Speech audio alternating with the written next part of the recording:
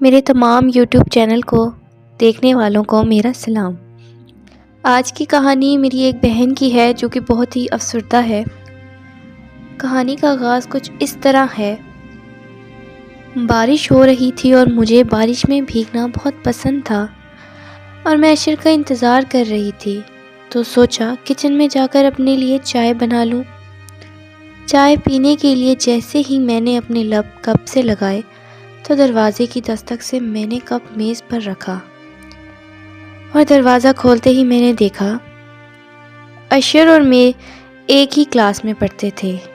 عشر اور میری دوستی کچھ اس طرح ہوئی تھی۔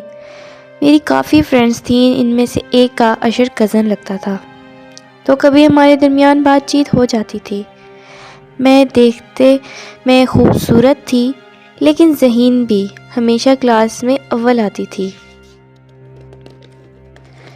ایک دن ایک پروگرام ہوا جس میں عشر اور مجھے ایک پروجیکٹ کے کمپینین بنا دیے گئے تھے۔ ہمیں اس پروجیکٹ پر کام کرنے کو دیا گیا تھا۔ عشر بھی پڑھائی میں اچھا قابل تھا۔ اس پروجیکٹ کو ہم نے اپنے پورے دل سے بنایا، اور اگر شاید یہ کہا جائے کہ ہم نے دن رات ایک کر دی تو کم نہ تھا۔ اسی دوران میری اور عشر کی دوستی گہری ہو گئی، یا شاید محبت میں۔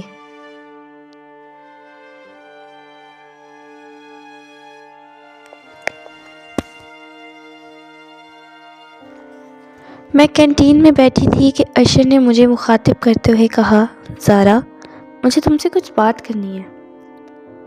میں تم سے محبت کرتا ہوں، اور یہ بات میں تم سے کب سے کہنے والا تھا، لیکن ہمت ہی نہیں ہوئی۔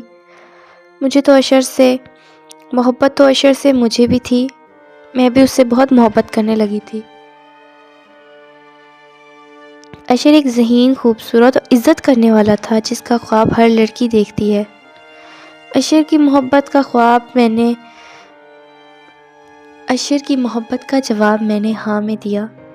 ہمارا لاسٹ سیمسٹر چل رہا تھا جب عشر نے اور میں نے مل کر فیصلہ کیا کہ ہم اپنے محبت کا اپنے گھر والوں کو بتا دیں، اپنے پیرنٹس سے اپنے بارے میں بات کریں۔ میں اپنے والدین کی اکلوتی بیٹی تھی۔ میرے بابا مجھ سے بے حد پیار کرتے تھے۔ انہوں نے عشر کے فیصلے میں حامی بھر دی۔ یوں میرا اور عشر کا نکاح ہو گیا، اور 1 ماہ بعد رخصتی کا فیصلہ ہوا۔ عشر اور میں کافی بے حد پیار کرتے تھے ایک دوسرے سے۔ ہم دونوں ایک دوسرے کے بغیر رہ نہیں سکتے تھے۔ ایک دوسرے سے شادی کرنے کے بعد 6 سے 7 ماہ تو عشر میرا بہت خیال رکھا، بے پناہ محبت دی، لیکن اب کچھ وقت وہ مجھ سے دور ہوتے جا رہے تھے۔ راتوں کو گھر لیٹ آنا، وقت نہ دینا، چھوٹی چھوٹی باتوں پر غصہ کرنا۔ 1-2 بار تو انہوں نے مجھ پر ہاتھ اٹھایا۔ میں بہت ہی افسردہ ہو گئی تھی، نہ جانے عشر کو کیا ہو گیا تھا۔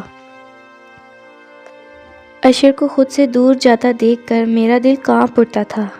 آپ یقین بھی نہیں کریں گے کہ اپنے محبوب کو خود سے دور جاتا سوچنا بھی کس قدر اذیت ناک ہوتا ہے۔ میں نے بہت کوششیں کی عشر کو قریب لانے کی، لیکن سب بے سود تھا۔ شاید عشر کا میں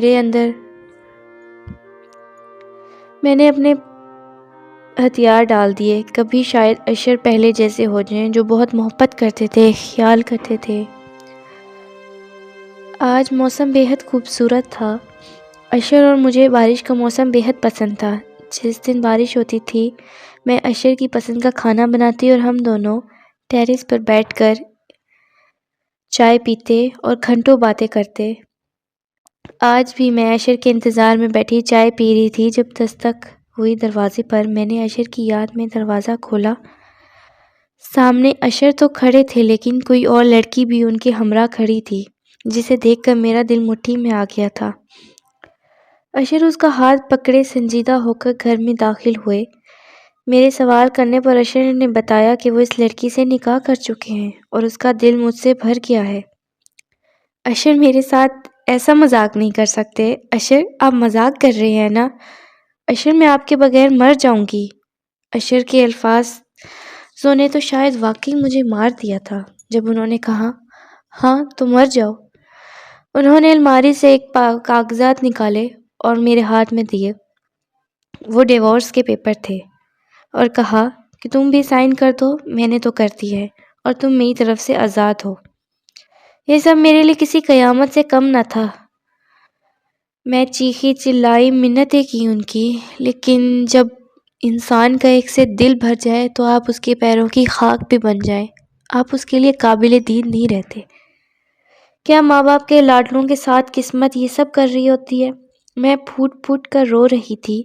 کیا پیار واقعی میں ختم ہو جاتا ہے؟ وہ جو مجھ پر جان نثار کرتے تھے آج جان سے